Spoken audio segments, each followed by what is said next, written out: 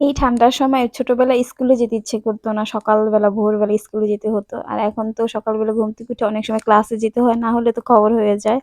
Hello everyone, আসসালামু আলাইকুম। কেমন আছেন সবাই? আশা করি ভালো আছেন। এই তো আমি নতুন আরেকটি ভিডিও নিয়ে চলে এলাম। আজকের ভিডিওটা বিকেল থেকে স্টার্ট করেছি।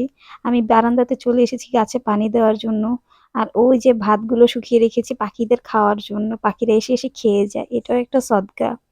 তা আমি সন্ধ্যাতে পাস্তা রান্না করব। তার জন্য এই যে পাস্তা নিয়ে নিলাম। আমার কাছে পাস্তা ঝাল, ঝাল করে রান্না করলে অনেক বেশি ভালো লাগে। তো এর মাঝে আমি বারান্দা থেকে কিছু কাপড় এনেছিলাম। এগুলো একটু ভাঁজ করে নিচ্ছি।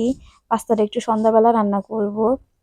তো এই তো কাপড়গুলো এত বেশি ঠান্ডা হয়ে থাকে যে মানে মনে হয় যে ভেজা আছে এখনো। দুপুরে খাবার-দাবারের পর থালা-বাসন ধোয়া হয়নি। আমি এখানে ধুয়ে নিচ্ছি। আর পানিগুলো এত বেশি ঠান্ডা ছিল। বিকেল টাইম তো আজকে ব্লগটা শুরুই করেছিলাম বিকেল থেকে।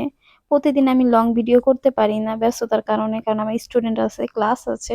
তার জন্য তো এই যে আমি শসা আর খেজুর খেয়ে নিচ্ছি। খাওয়া-দাওয়ার পর মাগরিবের আজান দিয়ে দিয়েছিল।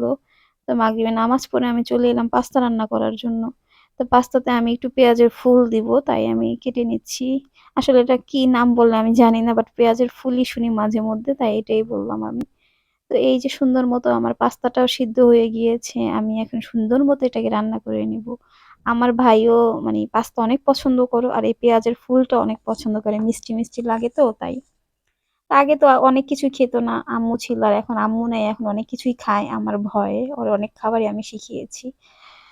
তো এই তো আমি একটু মরিচের গুঁড়া দিয়ে দিলাম যাতে একটু ঝাল হয়। কারণ স্পাইসি হলে না অনেক বেশি মজা লাগে এসব খাবার খেতে।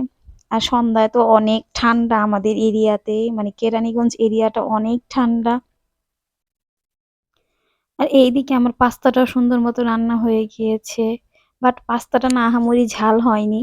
দেখতে মনে হচ্ছিল ঝাল, ঝাল, বাট ঝাল হয়নি।